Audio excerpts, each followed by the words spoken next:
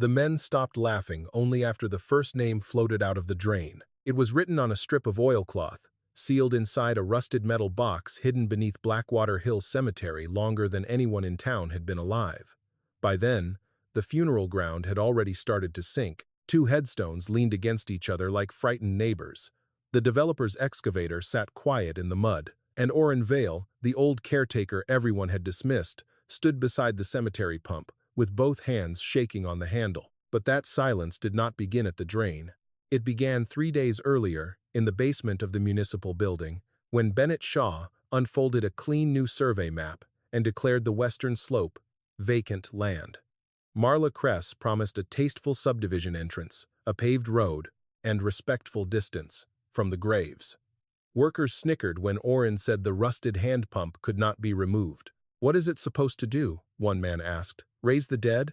Orrin looked past him toward the old fence line. "No," he said quietly.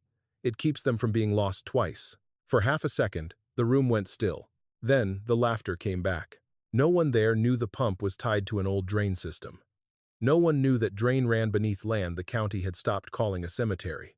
And no one knew that when Blackwater Hill finally gave way, it would not just expose water. It would expose who had been erased. Stay with Orrin Vale for this story. Some places are not empty just because a map says so. Some names do not disappear because a county file forgot them. And sometimes, the old man everyone mocks is the last person standing between the forgotten and being buried twice. The county meeting was held in the basement of the Blackwater Municipal Building because the main hall upstairs was being repainted for Founders Week. The room smelled of wet coats, floor polish, and old coffee burned too long on a hot plate. Folding chairs had been set in 4 straight rows. At the front, Bennett Shaw stood beside a portable screen and clicked through survey slides with the patience of a man who believed paperwork could make dirt obey. Orrin Vale sat in the second row with his cap held in both hands. At 76, he had the narrow shoulders of a man who had spent more years bending than lifting. His boots were marked with cemetery clay. Beside him, his grandson Eli shifted in his chair, staring at the floor as if he could already hear what people would say later at the diner. On the screen, a bright red line cut across the western slope of Blackwater Hill Cemetery. "This portion," Bennett said, touching the map, "falls outside the registered burial boundary. It has been reviewed by county records, state parcel data, and the development survey. Legally, it is vacant land." The word vacant made Orrin's fingers tighten around his cap. Marla Kress rose from the front row. She wore a cream-colored coat and a smile polished smooth from public meetings. Her company, Cresswell Homes, had already bought the land beyond the cemetery and printed drawings of the new subdivision entrance. 2 lanes, stone pillars, flowering shrubs, and a tasteful sign that said Blackwater Ridge Estates. "We understand emotions run high around cemeteries," Marla said. "That is why our plan keeps a respectful distance from all registered graves. The old fence will be replaced, the access road will improve drainage, and the rusted pump will be removed as a safety hazard." A few heads nodded. Progress always sounded gentler when someone said it slowly. Orrin stood. The chair legs scraped beneath him. He looked toward the screen, then toward Bennett. "That pump stays." A small laugh came from the back row. Bennett lowered the pointer. "Mr. Vale, we have been through this." "No," Orrin said. "You have been through the records." "That is not the same thing." The room shifted. Eli whispered, "Grandpa." But Orrin kept his eyes on Bennett. "That pump is tied to the old drain. If you pull it out before the hill dries, the slope will move." One worker folded his arms. "That thing hasn't pumped water since Carter was president." Another said, "Maybe he wants to water the dead." The laughter came in short breaths and sideways smiles. It spread across the room until even Marla allowed herself a small smile, just enough to show she was being patient with an old man. Orrin did not look at them. He looked at the projected map, at the clean red line cutting the old hill into what counted and what did not. His father had taught him that land remembered pressure. Amos Reed, the caretaker before him, had taught him that water remembered paths. And Orrin had spent 42 years learning that graves did not always stay where men drew them. Bennett cleared his throat. "Mr. Vale, unless you have a certified document contradicting this boundary, the county cannot delay approved work based on personal belief." "I have an old map," Orrin said. "Not certified. I have the pump. Not evidence. I have the ground. This time, nobody laughed. Not because they believed him, because something in his voice made mockery feel briefly unsafe. Marla stepped forward. "Mr. Vale, I respect your years of service, but you are risking real consequences.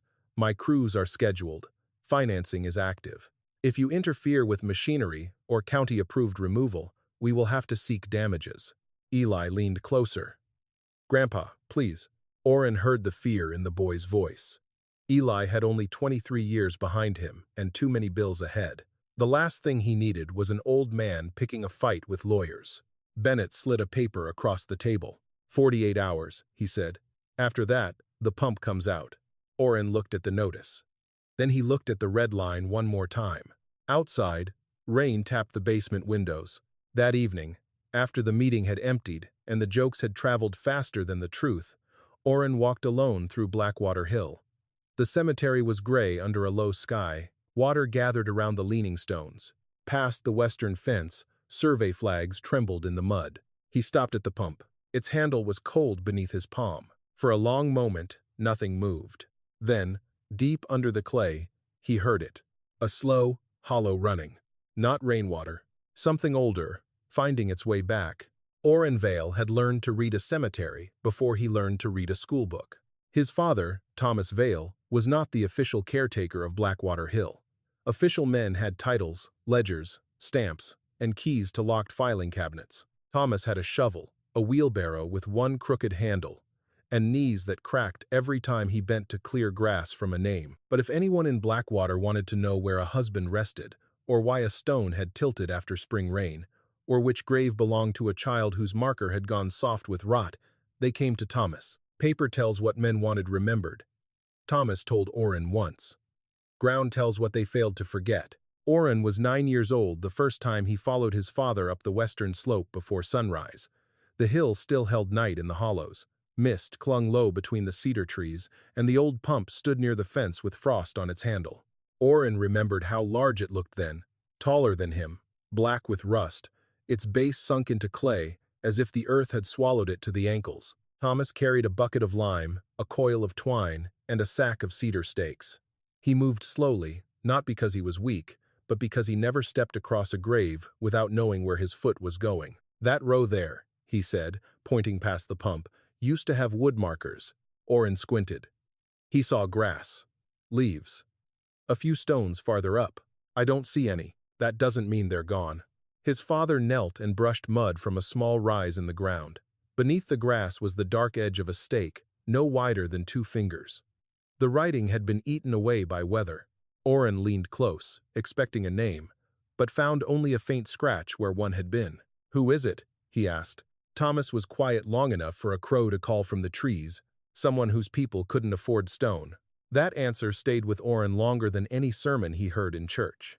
Years later, after Thomas's lungs gave out from quarry dust and winter damp, Orrin took the caretaker work under Amos Reed. Amos was already old then, with white hair that curled around his ears and hands stained permanently brown by soil and tobacco. He had a habit of talking to the dead, like neighbors across a fence. Amos did not trust county records. He kept his own notebook in a tin bread box beneath the tool shelf, each page filled with careful pencil marks, stones leaning east, low spots after rain, graves without markers, family names that appeared once and then vanished from official books. The first week Orrin worked for him, Amos took him to the pump. "Never let them pull this," Amos said. Orrin, 19 and still young enough to believe every warning needed a clean explanation, asked why. Amos took hold of the handle and worked it down once. The pump screamed. Far beneath them, something answered with a hollow gulp. A minute later, water seeped from a narrow ditch lower on the slope, dark and slow. "This hill sits on clay," Amos said. "Clay holds water like a guilty man holds breath. Drain goes bad, graves move. Pump opens the old line when the ground swells." "Who built it?" Amos looked toward the western fence. "People who knew they'd be forgotten if they didn't learn to protect themselves." Orrin did not understand that answer then. He thought Amos meant poor families. He thought he meant old country people who buried their own and marked graves with cedar because stone cost too much. He did not yet know there were different kinds of forgetting. Some came from rain and time. Some came with signatures. The wound Orrin carried began in 1978. He was 29, married only 3 years, with a baby daughter and a mortgage that made every payday feel too small. The county had received money to improve Blackwater Hill before the new highway extension came through. Men arrived with clean trucks, new fence posts, and printed plans. They said the cemetery needed order. They said the old boundary was irregular. They said several wooden markers on the western side were too decayed to identify and would be removed for maintenance. Amos argued until his voice broke. Orrin remembered standing beside him, holding a post-hole digger, saying nothing. Not because he agreed, because he was afraid. The county supervisor had looked at Orrin and said, "You want steady work here, son, or do you want to make trouble over sticks nobody can read?" Orrin had a wife at home, a baby, a refrigerator with more empty shelves than full ones. So when the workers pulled the old cedar markers from the wet ground, Orrin helped stack them behind the shed. He told himself they were unreadable. He told himself no names were being lost if no names remained. He told himself Amos was an old man fighting weather. 2 months later, Amos died. The night after the funeral, Orrin found the tin bread box open beneath the tool shelf. The notebook was gone. In its place lay one folded map, soft at the creases, with the pump marked by a small black circle and the words, "Keep the hill honest." Orrin searched for the notebook for years. He asked quiet questions. He checked the shed rafters, the church basement, the storage room under the old courthouse. Nothing. So he did what guilty men often do when they cannot repair the whole wrong. He guarded the piece he still had. He mowed around stones no one visited. He straightened markers after rain.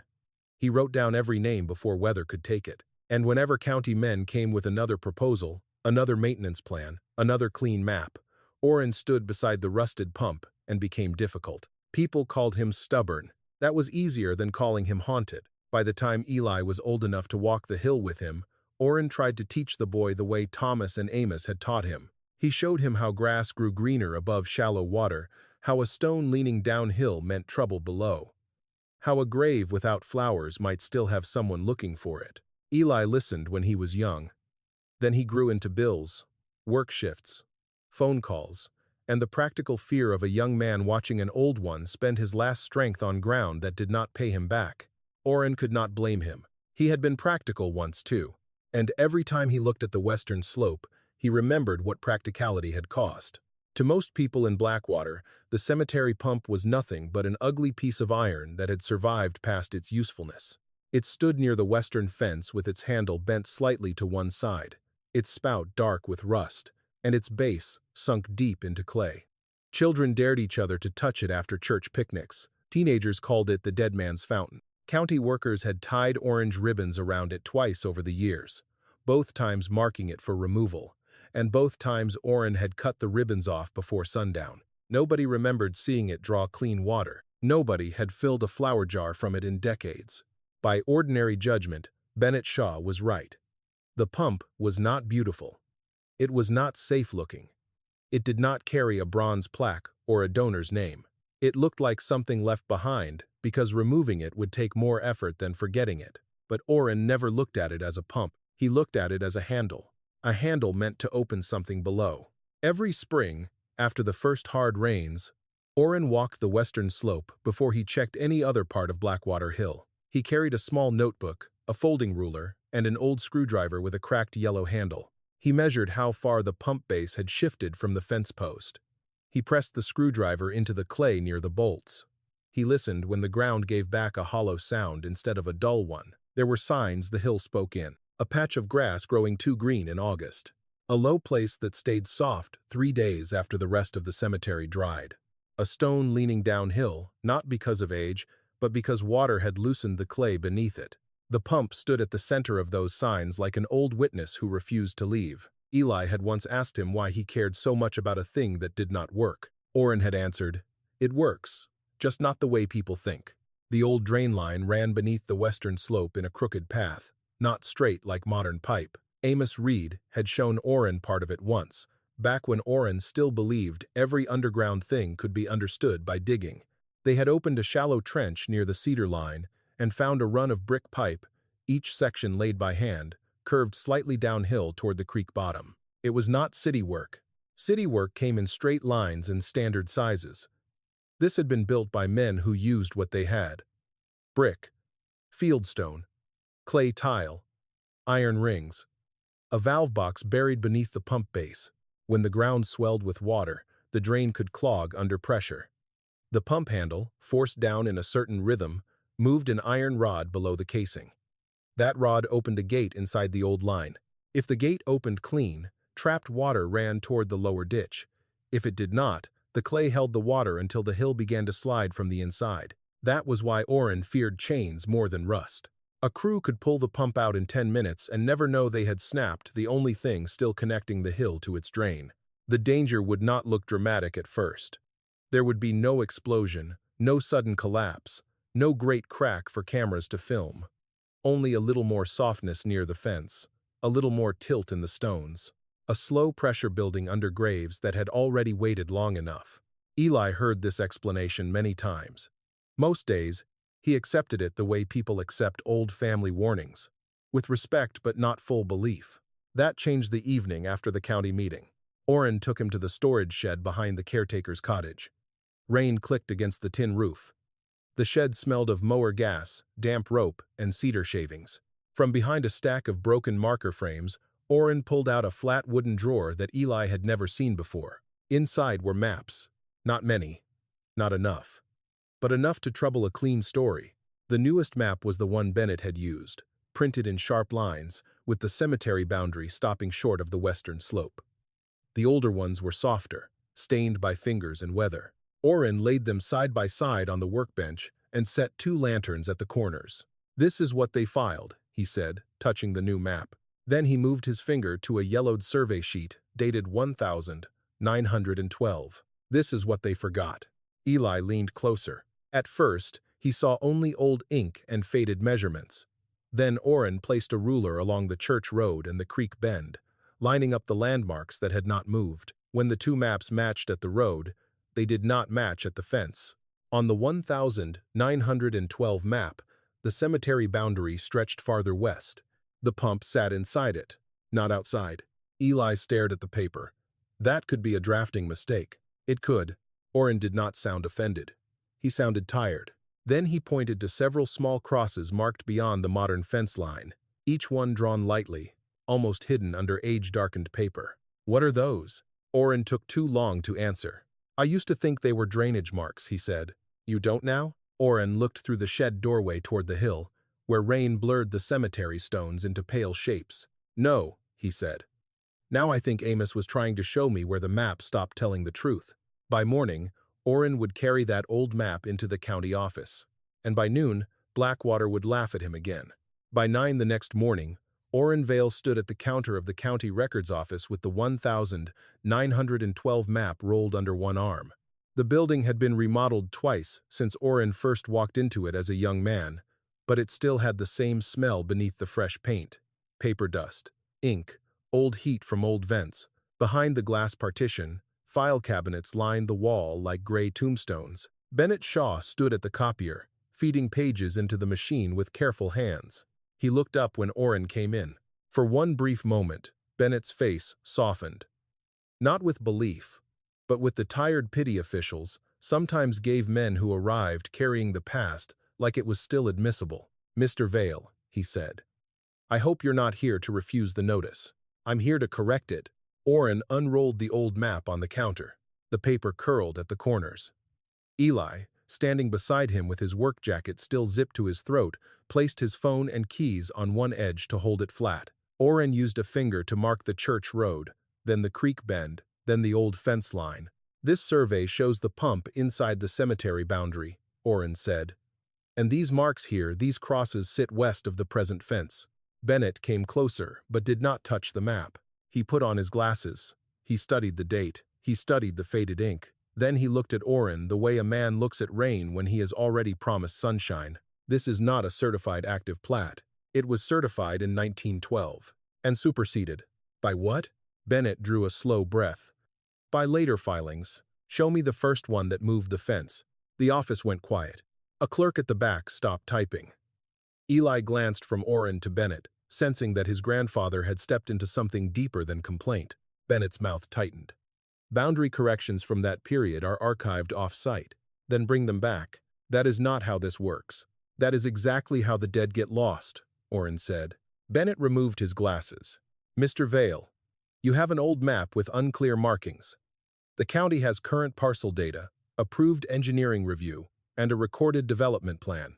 I cannot stop a permitted project because you interpret pencil marks as graves. They're not pencil marks to me, but they are to the law. That sentence landed harder than laughter. Orrin had expected disbelief.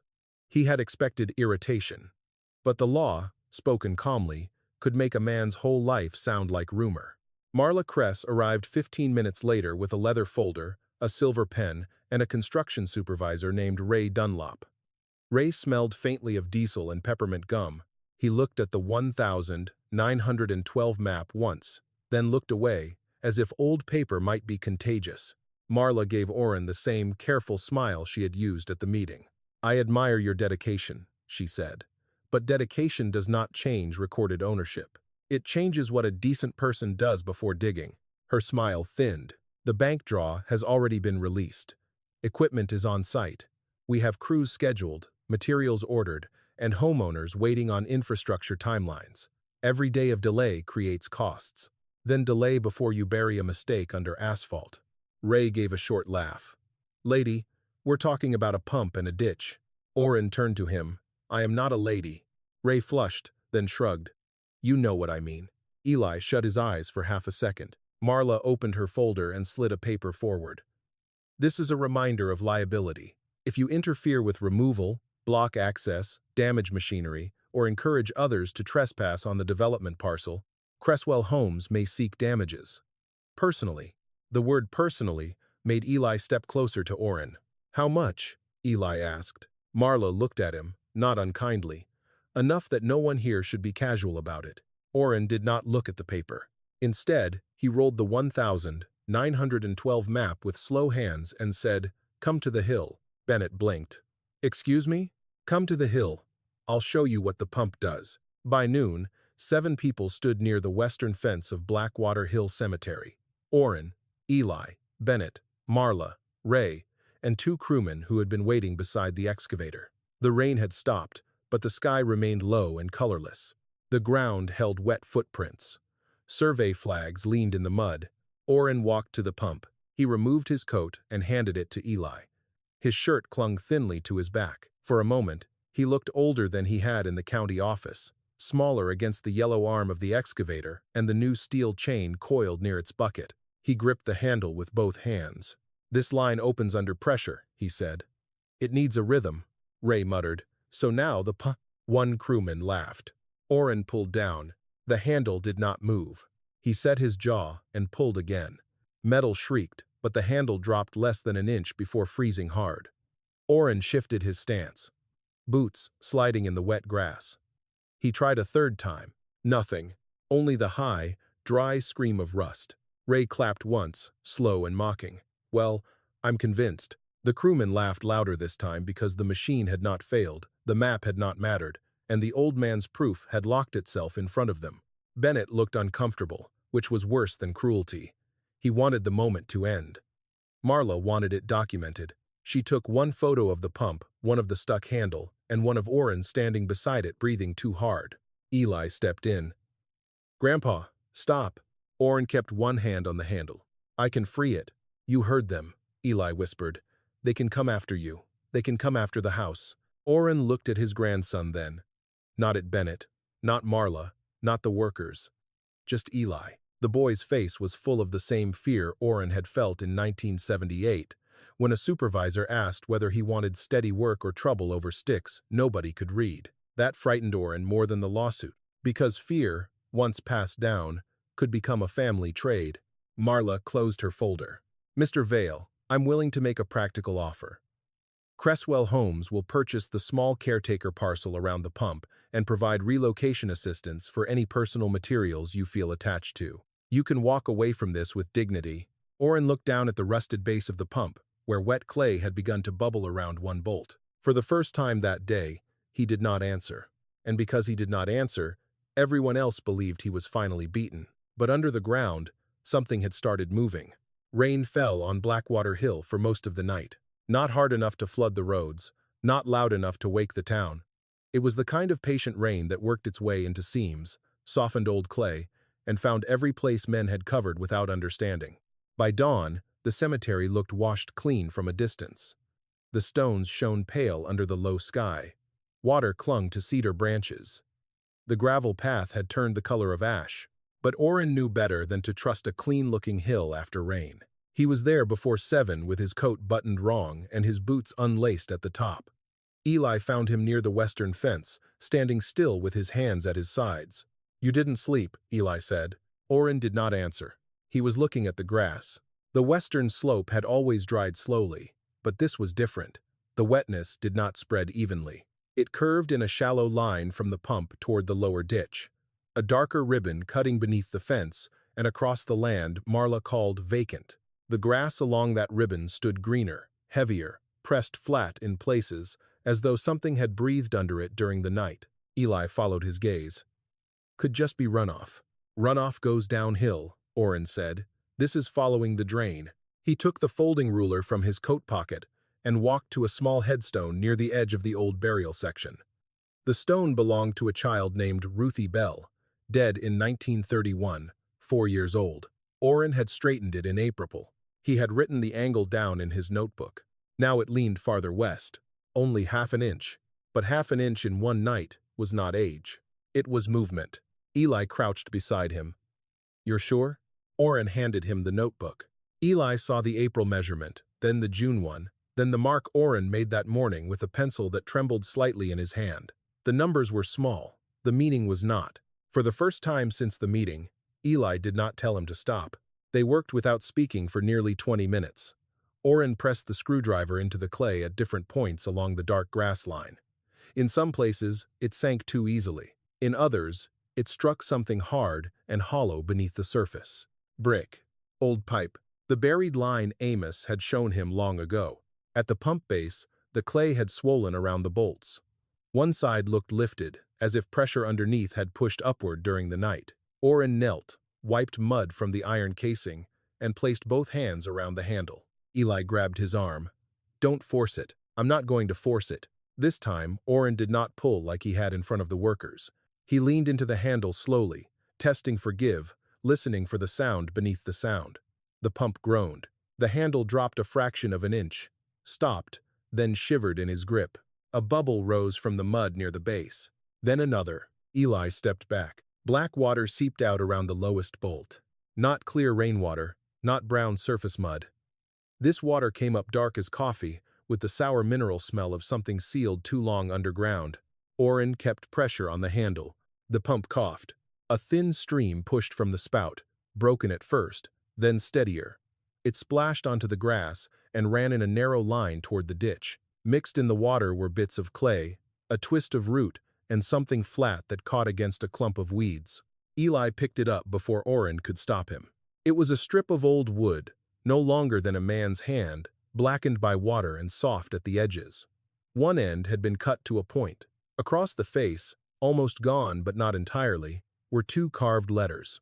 M.A. Eli turned it over. "What is it?" Orrin stared at the wood. His mouth opened, but no answer came. A truck door slammed behind them. Bennett Shaw came across the grass in county boots too new for the mud. Ray Dunlop followed him, carrying a thermos and the expression of a man who had already decided nothing important could happen before coffee. Marla was not with them. Bennett saw the water first, then the wood in Eli's hand. "What are you doing?" he asked. "Opening the drain," Orrin said. "You were instructed not to interfere with the site. This is cemetery ground. That has not been established." Orrin pointed to the water cutting a dark trail across the grass.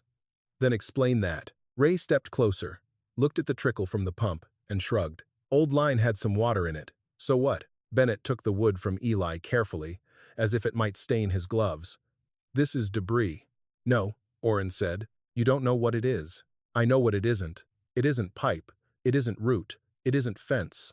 Bennett studied the faint letters, and for just a second, something uncertain passed behind his eyes. Then he gave the wood back. "I will note that unidentified material was found near an abandoned drainage line. That does not prove burial use." Orrin almost laughed then, not because anything was funny, but because men could stand beside a bleeding hill and still ask it for paperwork. Before he could answer, A voice came from the gravel path. "That's not debris." Mrs. Lottie May stood beneath a black umbrella, one hand on the arm of her granddaughter. She was 88, small enough to be mistaken for frail until she spoke. Orrin had known her all his life. Her mother had cleaned houses on the east side of town and never trusted county men with soft hands. Lottie pointed at the wood. "Turn it sideways." Eli did. Her eyes narrowed. "My mama had one like that in a drawer," she said. "Not from our family, from her aunt's people." Bennett shifted. "Mrs. May, this area is not safe." She ignored him. "They used cedar when they had no money for stone. Cut the end sharp so it could go in wet ground. Burned or carved letters if they had a knife." She looked toward the western fence. "Poor folks' markers, that's what that is." The cemetery seemed to quiet around her. Even Ray stopped drinking from his thermos. Orrin looked again at the two letters on the softened wood. M.A., a name reduced to initials. A grave reduced to a splinter. A warning everyone had called junk. Bennett folded his gloves in one hand. "One fragment does not establish a burial row." "No," Orrin said. He looked down the dark curve of grass, where more wet places were beginning to show. "But it tells us where to start looking." That afternoon, Eli found the old church photograph in a storage box behind the closed choir loft.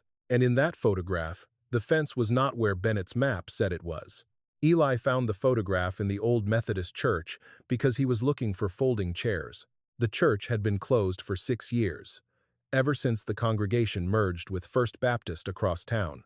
Its basement still held the leftovers of a century: cracked hymn boards, Christmas pageant robes, coffee urns with missing cords, and cardboard boxes labeled in handwriting that belonged to people already buried on Blackwater Hill. Eli had gone there because Pastor Meeks remembered a church picnic picture from before the highway extension. Something with the cemetery in the background. Maybe nothing. Maybe another dead end. The box sat behind the choir loft stairs. Inside were photographs curled at the corners, smelling faintly of dust and mildew. Eli flipped past baptisms, Easter breakfasts, a women's quilting circle, boys in paper crowns at a Christmas play. Then he stopped. The picture showed Blackwater Hill on a bright summer afternoon, probably sometime in the 1940s. Children stood near a picnic table.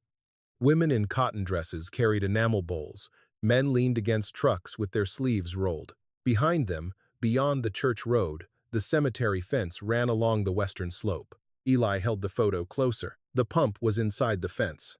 Not near it. Not just beside it. Inside. He drove to Orrin's cottage so fast gravel snapped against the truck frame. Orrin was at the kitchen table with the 1,912 map spread beneath 2 coffee mugs. He looked up when Eli came in without knocking. "I found it," Eli said. He laid the photograph on the table. For a moment, Orrin did not touch it. He only stared, as if the picture might vanish if he moved too quickly. Then he took out the county map, the 1,912 survey, and the photograph, placing all 3 in a row. Eli marked the church road with a pencil. Orrin marked the creek bend. They lined up the cedar grove, the old tool shed, the slope angle, and the pump. There was no clean way to explain it away. On Bennett's map, the pump sat outside the cemetery. On the 1,912 survey, it sat inside. In the photograph, it sat behind the fence, with graves around it, and children eating watermelon not 20 yards away. Eli whispered. "They moved the fence." Orrin shook his head slowly. "A fence can move for weather, for repair, for cattle. That's not the sin. What is?" Orrin tapped the modern map, calling everything outside the new fence empty. They took the photograph to the county office before noon. This time, Bennett did not smile with pity. He stood at the records counter, while Orrin laid out the 3 pieces of evidence: the old survey, the church photograph, and the current plat. A deputy clerk hovered behind him, pretending not to listen. Bennett studied the photograph longer than he needed to. His eyes moved from the pump to the fence, from the fence to the slope, then back to the pump. "That photograph is not a survey," he said. "No," Orrin replied. "It's a memory that forgot to lie." Eli placed another page on the counter. It was a photocopy Pastor Meeks had found tucked behind the photograph. A maintenance approval from 1,978, authorizing boundary correction and fence replacement. Bennett looked down. At first, Orrin saw only irritation. Then Bennett's face changed. "Not much. only enough for an old caretaker to notice. At the bottom of the approval form was a signature. Harold Shaw, Bennett's father. The room seemed to lose its air. Orrin watched Bennett's thumb cover the signature, almost unconsciously, as if hiding it for one more second could keep it from meaning anything. "Where did you get this?" Bennett asked. "Church archive," Eli said. "This is not the complete filing." "Then show us the complete filing." Bennett folded the paper once, then unfolded it again. "I need time." But time was exactly what Marla Kress refused to give. By 2 o'clock, she was standing at the western edge of Blackwater Hill with Ray Dunlop and a county work permit sealed in a clear plastic sleeve. The photograph had not stopped her. The old map had not stopped her. The signature had not stopped her. "Recorded ownership," she said, "remained recorded ownership until a court or county board changed it. We are not touching registered graves," she told the gathered workers. "We are beginning grading outside the active boundary." Orrin stood beside the pump. "You don't know where the boundary is." Marla's eyes sharpened. "I know where it is legally." That was the sentence that divided the living from the dead. A funeral was taking place near the eastern rise that afternoon. Only a small service. 1 tent, 12 chairs, a spray of white flowers, and a widow with both hands folded over a program. Pastor Meeks had asked the crews to wait until the service ended. Marla agreed to keep the equipment quiet, but quiet was not still. Ray climbed into the excavator. The engine turned over with a low growl. The bucket lifted, swung, and bit into the wet clay beyond the western fence. Orrin heard the ground answer before anyone else did. It was not a sound exactly. More like a pressure passing through the soles of his boots. The pump handle trembled. One of the survey flags shivered though the wind had stopped. Then, near the funeral tent, Ruthie Bell's small headstone leaned hard to the west and did not come back. A woman gasped. The excavator bucket rose with a mouthful of black clay. Beneath it, water welled into the cut. Pastor Meeks stopped speaking. A crack opened across the grass between 2 rows of graves, thin at first, then wider, running like a dark thread toward the old pump line. One concrete vault near the edge of the service gave a sharp report, not loud, but final. The widow screamed. Ray killed the engine. For 3 seconds, nobody moved. Then, everyone moved at once. Chairs scraped. Flowers fell. Bennett ran toward the crack with his face white. Marla shouted for Ray to back away from the slope. Eli grabbed Orrin's arm, but this time not to pull him from trouble. To steady him, Orrin looked at the pump. Black water had begun to bead around its base again. Bennett turned slowly from the cracked vault to the western fence, then to the photograph in Eli's hand. For the first time, he did not ask Orrin for proof. He looked as if he was afraid proof had already found him, and by sunset, every person tied to that hill would understand one thing. The old boundary was no longer a disagreement. It was a danger. By the next morning, Blackwater Hill no longer felt like a cemetery. It felt like a scene waiting for judgment. Yellow tape stretched between cedar trunks. The excavator sat dead beyond the western fence, its bucket still crusted with black clay. A county safety truck blocked the gravel road. Pastor Meeks had moved the damaged funeral service to the church, but the white flowers remained near the cracked vault, scattered by rain and panic. Orrin stood near the pump before sunrise. He had not slept much. No one had. The sound of that vault cracking had gone through the town faster than any official notice could soften it. By breakfast, people who had laughed at him 3 days earlier were saying they had always known the hill was strange after rain. Memory had a way of improving itself once danger arrived. Bennett Shaw came up the path with 2 county folders under his arm and a face that looked 10 years older than it had at the meeting. He stopped before reaching Orrin. "The area is temporarily restricted," Bennett said. "Temporarily is a careful word. It is the word I can use." Orrin looked toward the western slope. Water still shone in the cut Ray had opened with the excavator. "And the word you can't use?" Bennett did not answer. Marla Kress arrived at 8 with an attorney named Daniel Price, a lean man in a dark overcoat who stepped around mud as if the earth itself had become inconvenient. He carried no shovel, no map, no flowers, only a leather case and a voice polished sharp. "My client has complied with every recorded requirement," Price said near the fence, speaking to Bennett but loud enough for Orrin to hear. "Any instability resulting from undocumented cemetery infrastructure cannot be attributed to Cresswell Homes without investigation." Orrin almost admired the sentence. It was built like a fence with no gate. Marla stood beside him. arms folded.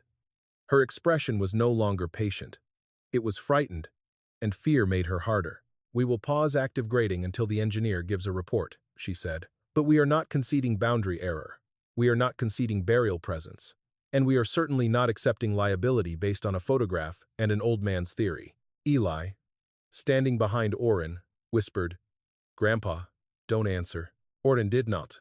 He was watching Bennett. The county clerk kept looking at the folder in his left hand. The 1,978 maintenance approval was inside it. Harold Shaw's signature sat at the bottom like a stone no one could step over. Bennett had spent his adult life believing his father had been a careful man. Strict, maybe. Proud, certainly. But careful. Harold Shaw had ironed his shirts on Sunday night, kept pencils sharpened in a coffee mug, and corrected restaurant receipts down to the penny. A careful man did not move cemetery boundaries by accident. That thought was working under Bennett's face, like water under clay. Price turned to Orrin. "Mr. Vale, you should also be aware that public statements accusing my client, the county, or prior officials of misconduct may expose you to legal action." Eli stiffened. "There it is," he said before he could stop himself. Price glanced at him. "Excuse me? The part where you scare him quiet." Orrin turned. "Eli," but the boy's face had gone red. "He has one house, one truck, one pension check that barely covers winter heat. You people know that." Marla's expression flickered, not with guilt exactly, but recognition. She had seen leverage work before. She had used it. Price closed his case. "No one is threatening your grandfather. We are advising him." "That's what threats sound like when they wear better shoes," Eli said. For a moment, Orrin saw himself at 29, standing beside Amos while county men pulled cedar markers from the mud. He heard the old supervisor again. "Steady work or trouble over sticks nobody can read." Fear had returned. Only this time, it was wearing his grandson's face. Later that afternoon, when the officials were arguing near the road, a blue sedan pulled into the cemetery lot. A man stepped out with a felt hat, polished boots, and a tan document tube tucked beneath one arm. Orrin knew him. Silas Vorn. He owned a private collection of county relics. Old courthouse seals, railroad ledgers, school registers, land company brochures. People called him a historian when they wanted to be polite and a grave robber of paper when they did not. Silas walked to Orrin as if they were meeting at a porch sale. "Mr. Vale," he said softly, "you have found yourself in possession of materials that may become very difficult to protect." Orrin looked at the document tube. Materials. The 1,912 map. The photograph. Any notes from Amos Reed if they still exist. Silas lowered his voice. "Old paper disappears when lawsuits begin. I can preserve it." "For who?" "For history." Orrin almost smiled. "History doesn't drive a blue sedan." Silas accepted that without offense. "I can pay you today. Enough to cover legal consultation. Enough to help your grandson. Enough to keep those documents from being mishandled by the county that may have reason to bury them." That was the first offer that truly reached Orrin. Not because he wanted to sell the truth, because Silas had named the fear correctly. Old paper did disappear. Fires happened. Basements flooded. Files were misplaced by men who never had to call it lying. Eli looked at Orrin, and Orrin saw the terrible arithmetic forming between them. House repairs, possible damages, attorney fees, unpaid college bills, medicine, heat. "Let me think," Orrin said. Silas nodded, as if thinking were already half a yes. Before he could leave, Mrs. Lottie May called from the gravel path. "You don't give him that map." She stood with her granddaughter again, wrapped in a brown coat too heavy for the weather. Her eyes were fixed on Silas, not Orrin. Silas tipped his hat. "Mrs. May, my mama knew your granddaddy," Lottie said. "He collected things too." The words landed with old weight. Lottie turned to Orrin. "You asked about those markers. M.A. wasn't the only one." Orrin went still. She looked beyond the fence, toward the wet western grass. They called it the outside row. Folks who worked the quarry, the laundry, the rail spur, colored families, poor families, people who didn't get church bells or marble stone. Bennett, Marla, Eli, even Price had gone quiet enough to hear her. Lottie's voice lowered. "My mama said some of them were buried past the pump. Not because they belonged outside, because men inside town decided they did." The wind moved through the cedar trees. Oren looked at the pump, then at the dark curve of wet grass running west from its base. The false lead broke open in his mind. This was not one lost marker, not one old mistake. It was a row, maybe more than a row, and somewhere under that sinking hill, Amos Reed's missing notebook had been trying to speak for 48 years. That night, heavy clouds gathered again over Blackwater, and the ground, already full of secrets, began taking on more water. The second rain came harder than the first. By midnight, water ran down Blackwater Hill in silver threads.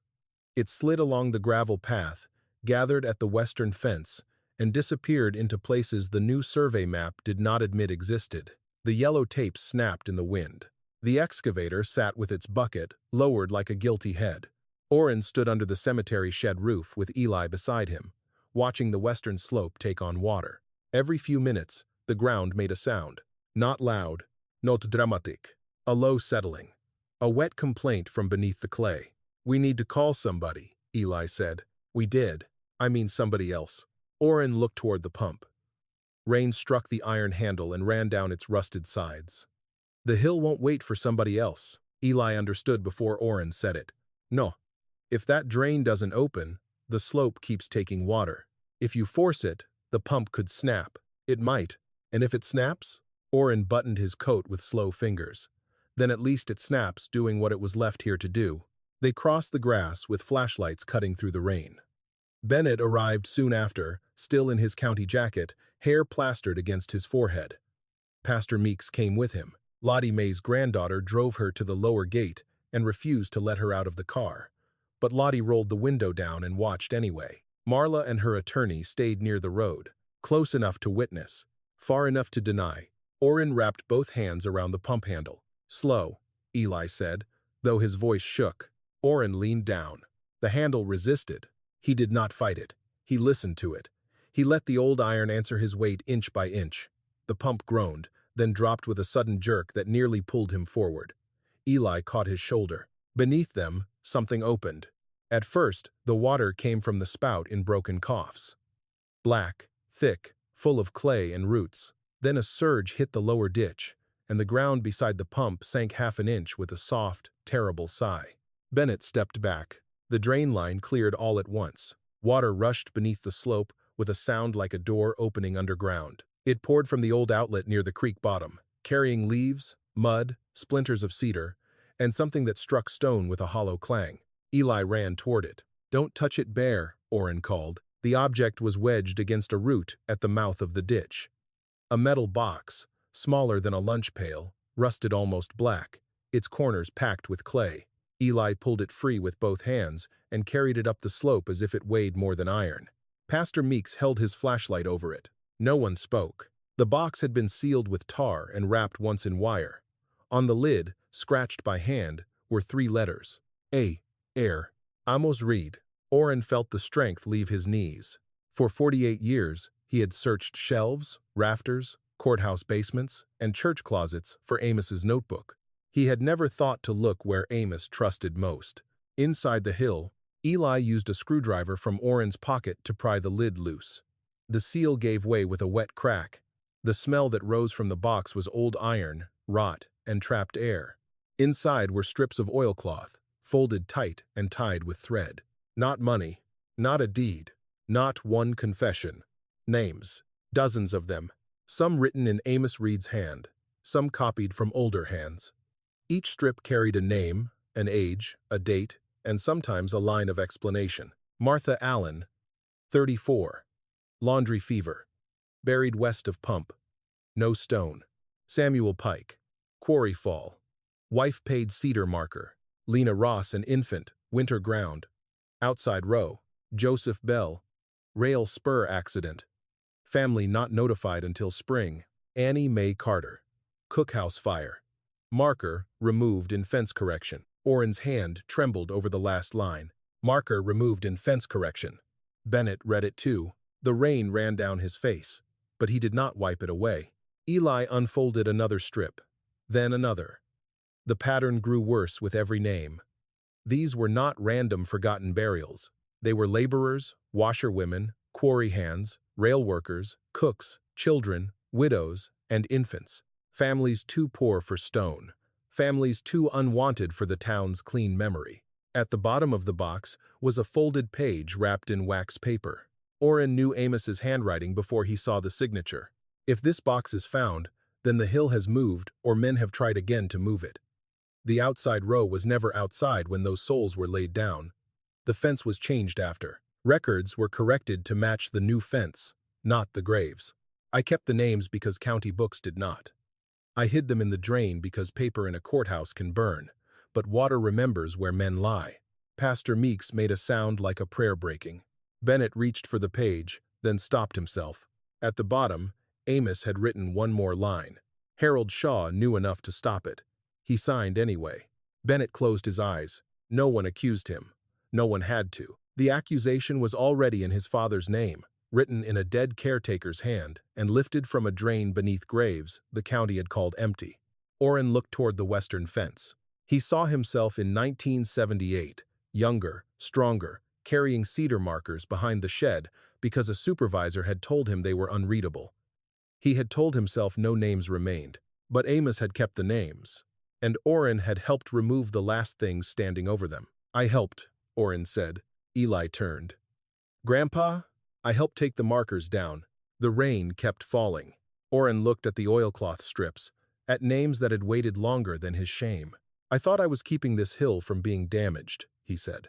But Amos wasn't asking me to guard iron. He was asking me to give them back. Lottie Mae's voice came from the car window, thin but clear through the rain. Then give them back. No one laughed. Not Bennett. Not Marla. Not Ray Dunlop standing white-faced by the excavator. Not the attorney with his polished shoes sinking into cemetery mud. The hill had answered. Now the living had to decide whether they would. Bennett Shaw did not apologize that night. He did not fall to his knees in the rain. He did not stand before the crowd and confess his father's sin as if truth could be made clean by one dramatic sentence. He simply took off his county jacket, folded it over one arm, and walked away from the pump with Amos Reed's page still shaking in his hand. Orrin watched him go. Part of him wanted to call after the man. Part of him wanted anger, something loud enough to match 48 years of silence. But the names on the oilcloth strips had changed the weight of the moment.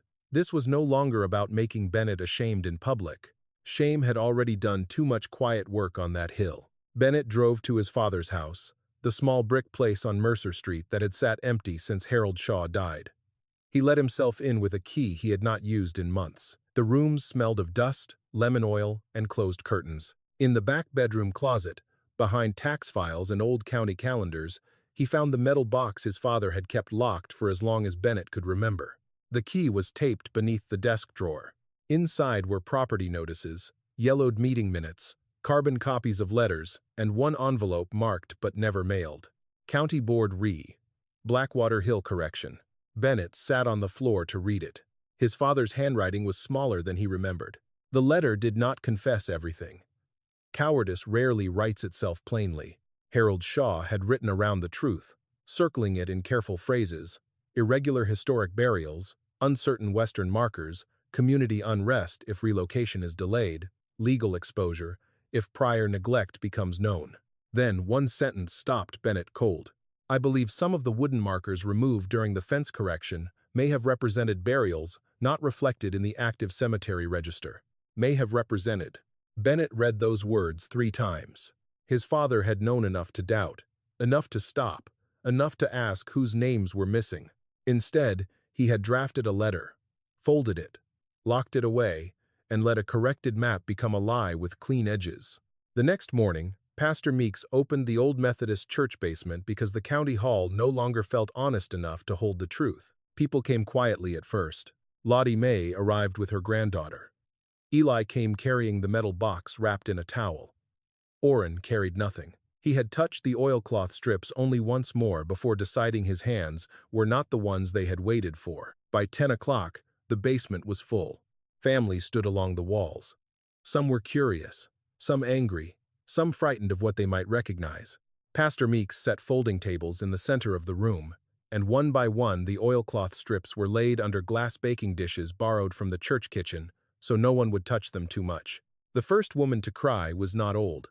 She was maybe 40, with work shoes still wet from the parking lot. She bent over a strip that read Joseph Bell, rail spur accident. Family not notified until spring. My grandmother used to say her Uncle Joe disappeared after payday, she whispered. They told her he ran. No one answered. Another man found Lena Ross and infant, and his mouth opened without sound. Lottie Mae touched the table when she saw Martha Allen. M.A., she said. That was the marker. The room changed then. Not all at once. Not like a crowd in a movie. It changed person by person, name by name, as history stopped being an argument and became family. Marla Kress arrived near noon with Daniel Price. She had changed shoes. The mud from Blackwater Hill was gone. Her voice, however, still carried the same polished caution. Cresswell Holmes recognizes the sensitivity of these discoveries, Price said. We support a proper review while reserving all legal positions regarding ownership, liability, and development rights. A few people turned toward him with faces too tired for outrage. Orrin stood from the back row. Counselor, he said, you ever notice how men say sensitivity when they mean sorrow, and review when they mean delay? Price looked at him. Mr. Vale, this is a complex matter. No, Orrin said. The paperwork is complex. The matter is simple. These people were buried. Their names were removed. Your road was going over them. Marla's face tightened. For the first time, she looked not powerful, but trapped inside the machine she had trusted to protect her. I did not know, Lottie Mae answered before Orrin could.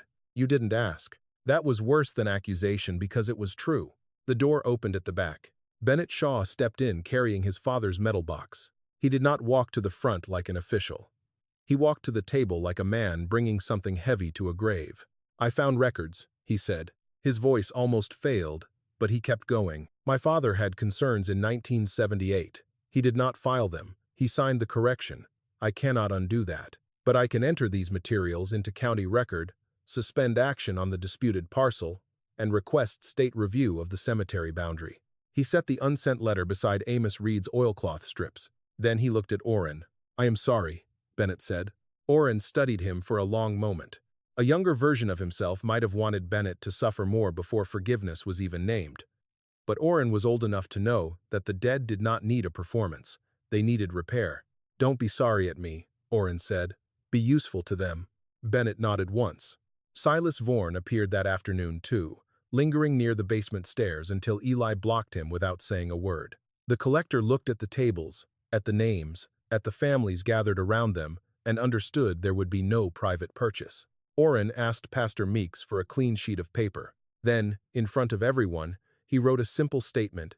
The oilcloth strips, Amos Reed's note, the 1,912 map, the church photograph, and Harold Shaw's letter would be held jointly by the descendant families, the church, and an independent historical review group.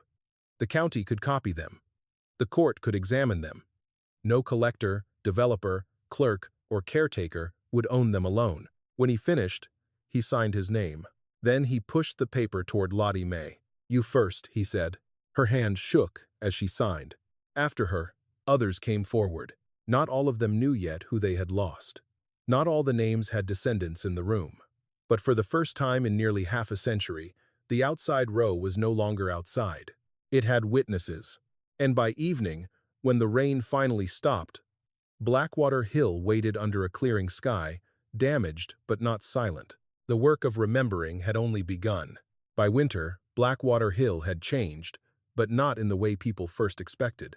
There was no visitor center, no glossy sign, no ribbon-cutting ceremony with officials smiling beside flowers they had not planted, no display case turning sorrow into something neat enough for Sunday tourists. The old cemetery remained a cemetery. That was what Orrin had asked for. The grass still grew unevenly on the western slope. The cedar trees still dropped brown needles over the narrow path.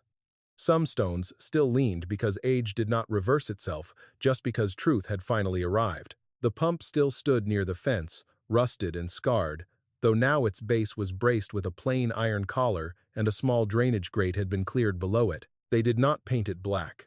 Eli had wanted to, at first, make it look cared for, he had said. Orrin had shaken his head.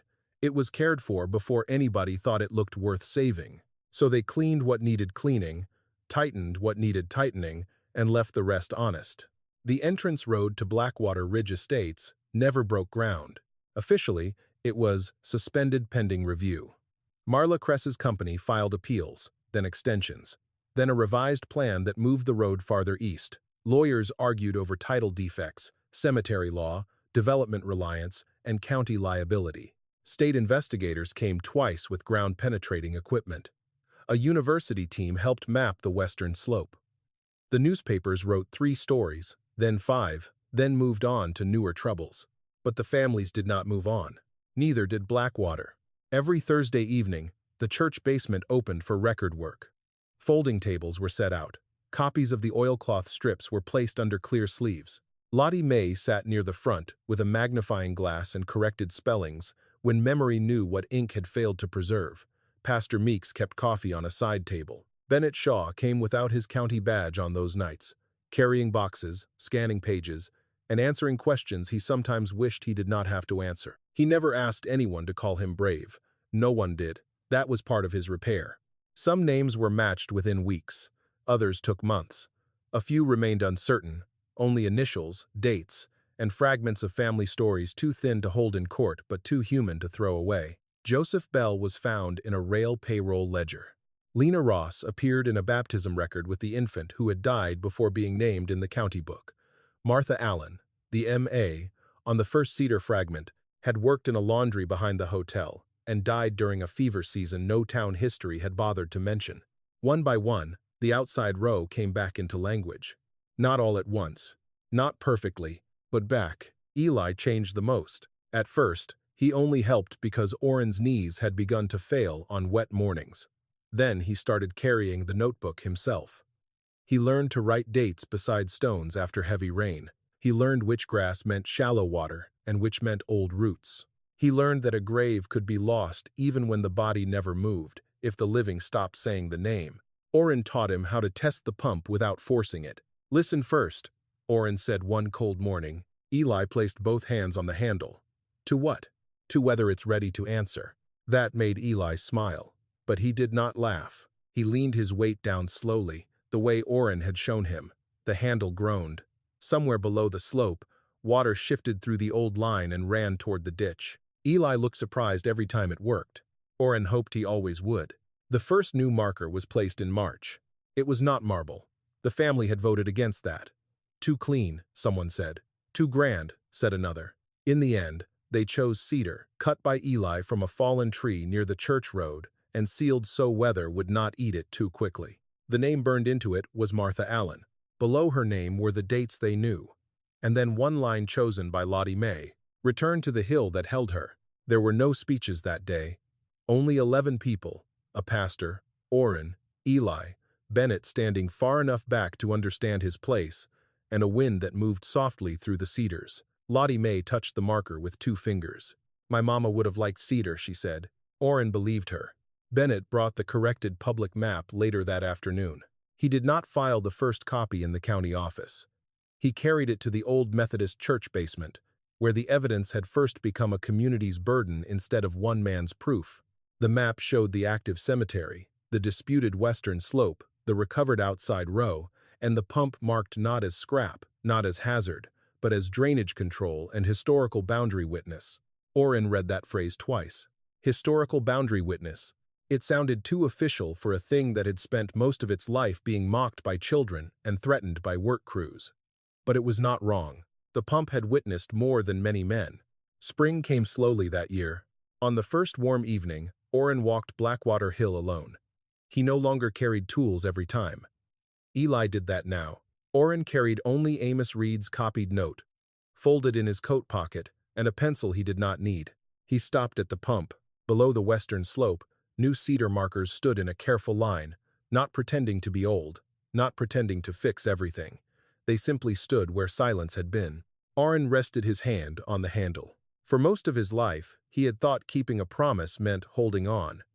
Holding the map, holding the pump, holding the hill against anyone who came to change it. Now he understood something Amos had known before him. Sometimes, a man kept a promise by letting the truth leave his hands. A breeze moved through the grass. Somewhere under the clay, water ran clear through the old drain. The pump had been called useless once. Oren never corrected them.